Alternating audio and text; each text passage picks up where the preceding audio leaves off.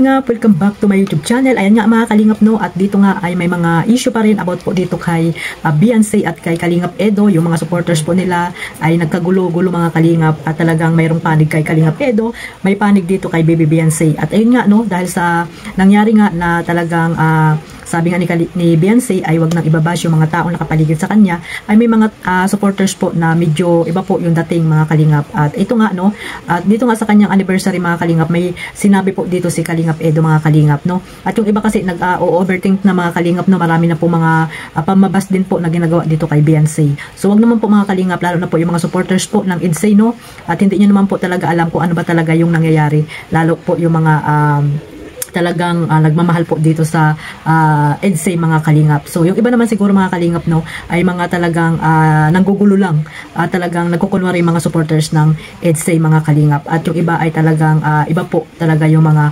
binibitawang salita dito kay Beyonce at dun sa mga kasama niyang mga kaibigan niya mga kalingap na mga bading no, mga bading daw at yung mga kaibigan ni Beyonce na yon na talagang nakasupport dito sa kung ano man yung mga event na ginagawa po ng ating Baby Beyonce mga kalingap. At dito mga kalingap, bago natin simulan ang ating reaction, syempre magre-reaction. Syempre magsha-shoutout muna tayo sa ating founder Kuya Bal Santos Matubang, Ate Edna Vlogs at Kalingap Rab, at sa lahat po ng mga Lasalanding Pad Ambassador, Deputy at mga Kalingap Scouters, at syempre sa mga reactor no, sa Karipa, at ganoon din po sa mga OFW, yung mga nandiyan po sa Pilipinas, mga sponsor na walang sawang sumusuporta po sa buong Team Kalingap, lalo na po sa aking maliit na YouTube channel. Maraming salamat po sa suporta. At ito nga mga kalingap, mayroon akong clip video na nakuha ko po dito kay Kuya Bal no, sa anniversary po ni Beyonce dito sa Kalingap. Ayan, panoorin po muna natin mga kalingap, at after nito ay magbibigay po tayo ng reaction. Ayan, sabay-sabay po natin panoorin ito. Sa anniversary nyo ngayon, EDSA. Salamat po sa lahat ng gusto bumuo para celebrate ng anniversary ni YG natin. Kasi grabe, tagal nito, 2 years sa Kalingap. Ganun pa din, di ba nagbabago sa plano, dessert yan, sa mga klase na po. Dami pagkain. Tara. Okay na, hanggang ngayon, natingin na napakasikat na. Walang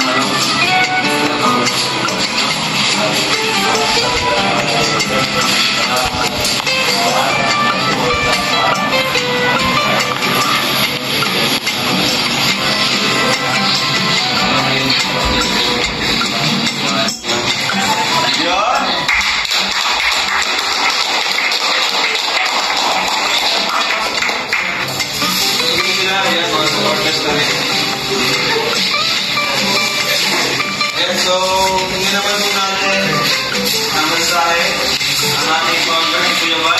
Sabi niya. Message mo si Beyonce dito. Yan yung siya. Ayun ang ating magandang si Beyonce. Sa loob ng 2 taon ni Beyonce po mga kalingap, lalo gumaganda. Pinamumutan niya, grabe. Para si Marian Rivera. Si Papa Edo po, lalo na yung love dito. Pero alam mo ba mga kalingan, kung sa mga bata? Si bata yung jowa niya. So ay mga kalingap, sa hindi pa po nakapanood ng full video na yan, ayan, pakipuntahan nyo po sa YouTube channel ni Kuya Bal. Ayan, credit po dito kay Kuya Bal no, sa kanyang video na kinuha ko po mga kalingap. At dito nga no, 2 years na rin po si Beyonce dito sa Kalingap, na talagang mula noon hanggang ngayon ay makikita nyo po kay Beyonce na talagang hindi po nagbabago. At yan nga rin po ang sabi ni Kuya Bal na talagang ngayon po ay dalaga na si Beyonce, na talagang ibang-iba po ang kanyang aurahan ngayon mga kalingap. Talagang gumaganda at gumaganda talaga si Baby Beyonce no, katulad ng ibang mga beneficiary ni Kalingap Rab no, especially po yung talagang mga trending po ngayon viral no, na mga love team na binuo po ni Kalingap Rab, like Carla, di ba mga kalingap, na talagang paganda ng paganda sila mga kalingap. Ito si Beyonce, nasabi ni Kuya Bal na talagang parang kahawig ni Marian Rivera mga kalingap, na talagang maganda po si Baby Beyonce, at talagang pang model din po talaga mga kalingap no. Sa mga nangyayaring mga issue kay Bibi Beyonce, sana po tigilan na po. At ayan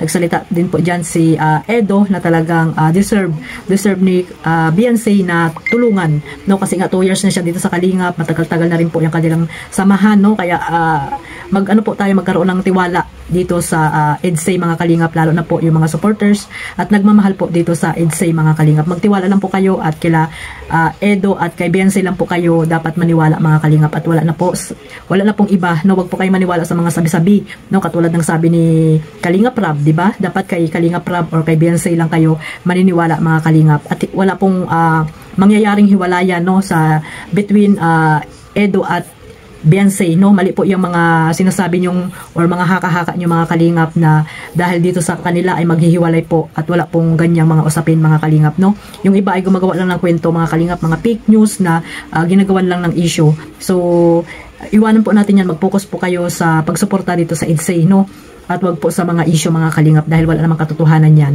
at dapat po ay sila Beyonce lang ang inyong paniniwalaan at si Kalingap Eds. Ayan si Kalingap Edo, di ba?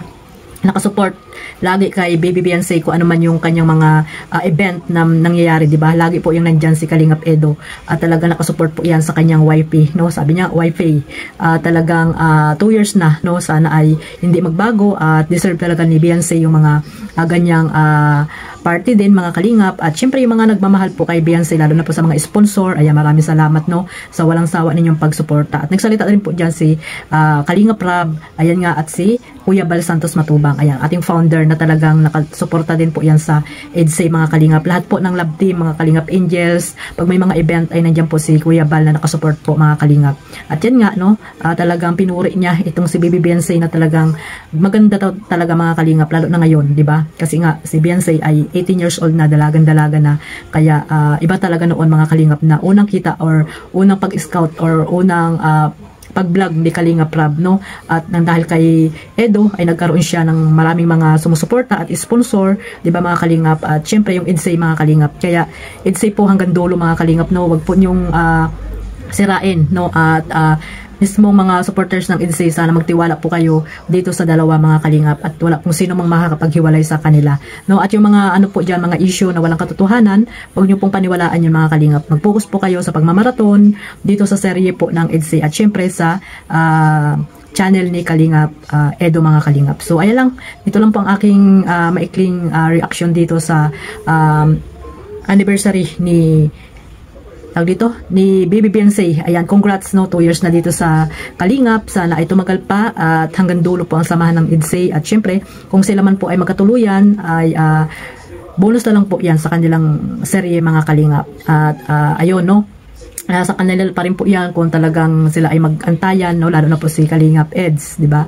Dahil si Kalingap Edo ay maedad na dito kay Baby Beyonce. Pero tingnan nyo naman, di ba, ang pace ni Papa Eds na talagang bumabata, dahil sabi nga ni Kuya Bal ay bata yung kanyang loved ones ngayon, si Baby Beyonce mga Kalingap. So sana magtiwala lang po kayo, at hanggang dulo po ang pagsuporta nyo sana sa EDSA ay hindi po mawawala mga Kalingap. At huwag na po kayo mambas, yung mga supporters ng EDSA dyan, iwasan nyo po na ibas or ano-ano yung mga sinasabi nyo dito sa dalawa, dahil kung tunay po kayong supporters at nagmamahal sa EDSA ay hindi po yan sa inyo manggagaling ang pambabas sa dalawa mga Kalingap. So iwasan nyo po yan. So hanggang dito na lang po. Maraming salamat po sa walang sawang pagsuporta sa aking maliit na YouTube channel. At syempre, huwag nyo pong kalimutan suportahan si Kalingap Edo, yung mga charity vlogger, Kalingap Dan, Kalingap Jomar, at syempre si Carla Tupular Vlog, at ang ating founder Kuya Bal Santos Matubang, at syempre si Kalingap Rab. God bless us all. Mabuhay po ang Team Kalingap. Bye bye.